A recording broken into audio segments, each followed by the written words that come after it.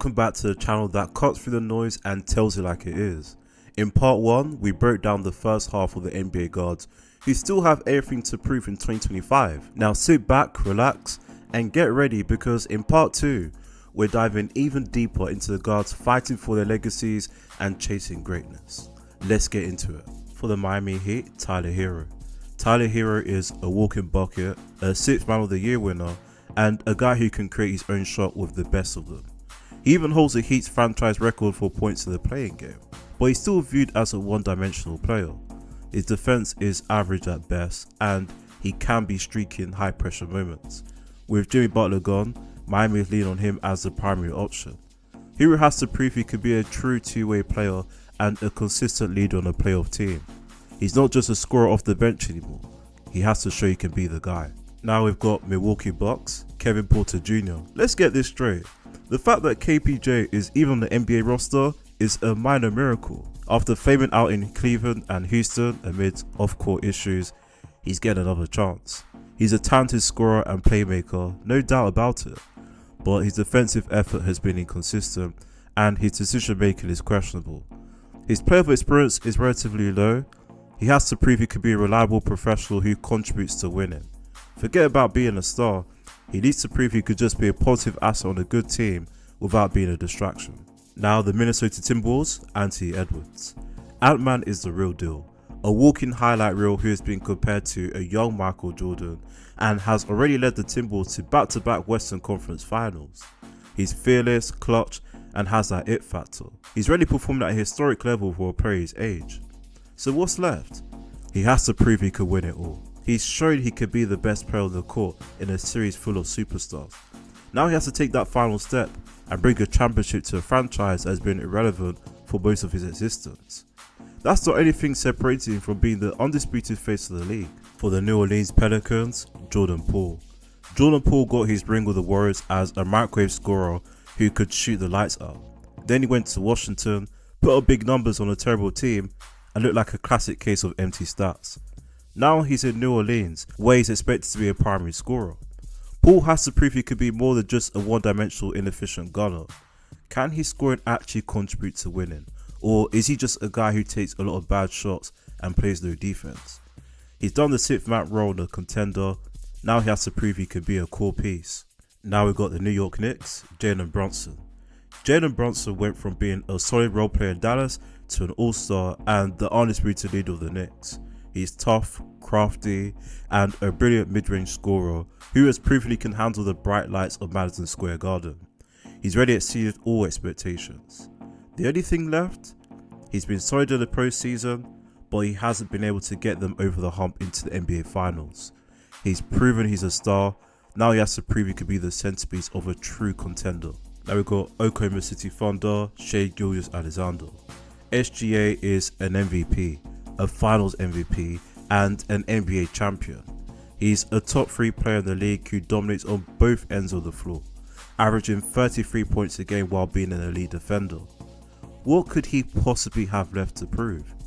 He's already reached the mountaintop. Now he has to prove this wasn't a one-off. Can he lead the Thunder to a dynasty? He's in his prime on a young, loaded team.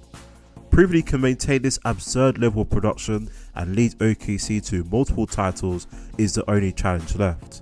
He's competing against history now, not his contemporaries.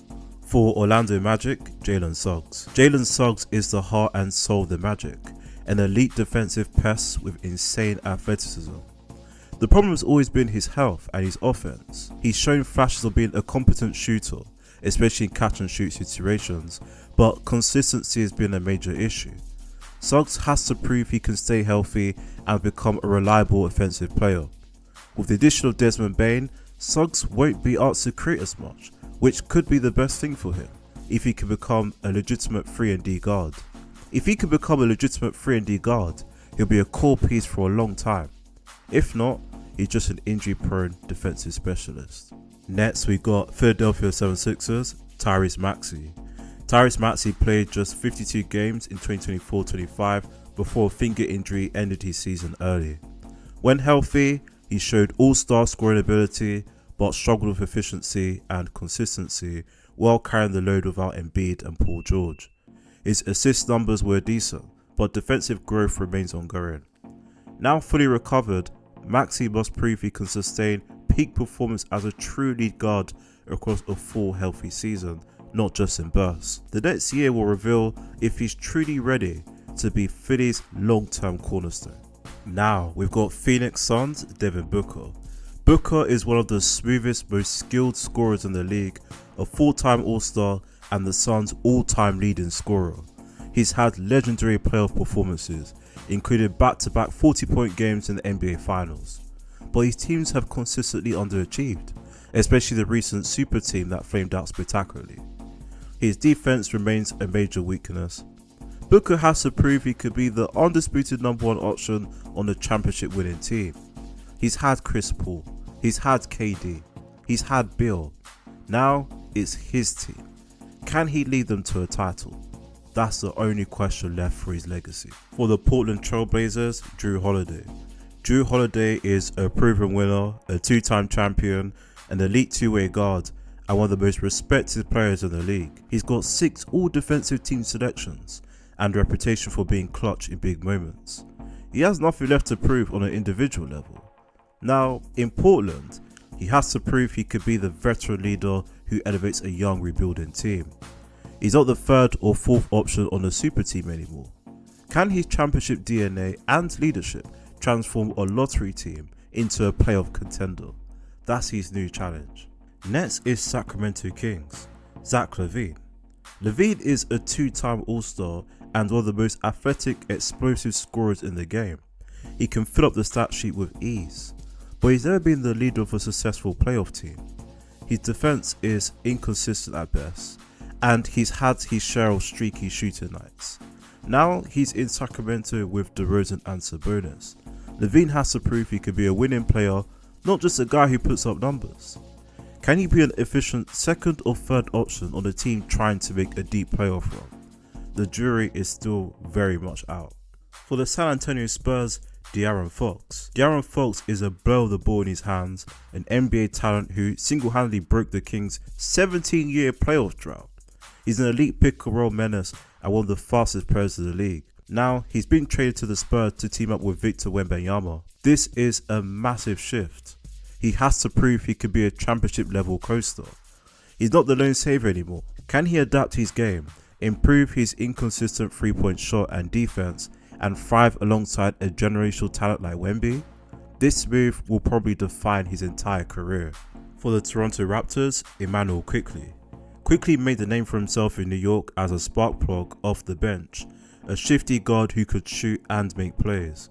In Toronto, he's been given a larger role, but he's still largely unproven as a full-time starter. His defense can be inconsistent, and it's unclear if he could be a primary playmaker for a full season. Quickley has to prove he could be a legitimate starting point guard on a competitive team.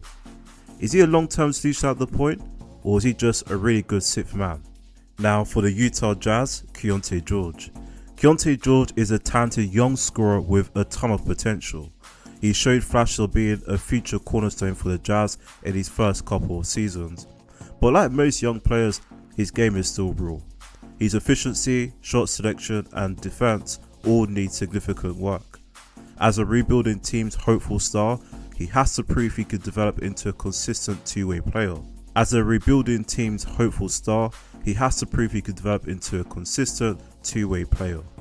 Can he become more than just a volume scorer?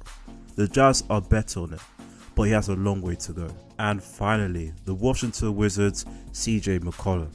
CJ McCollum has had a great career, a 2-time All-Star and a premier shooting guard for a decade. He's a veteran leader and a proven scorer who can still fill it up, but he's never been the number one guy on a team that went deep in the playoffs. Now, he's a veteran presence on a young, rebuilding Wizards team. At this point in his career, he has to prove he can still be an efficient primary scorer while mentoring the next generation. Can he help elevate a young team and prove he's still got enough in the tank to be a high-level contributor? So there you have it. Every guard in this league has a job to do. Let me know in the comments who you think is under the most pressure. And don't forget to like and subscribe. Peace.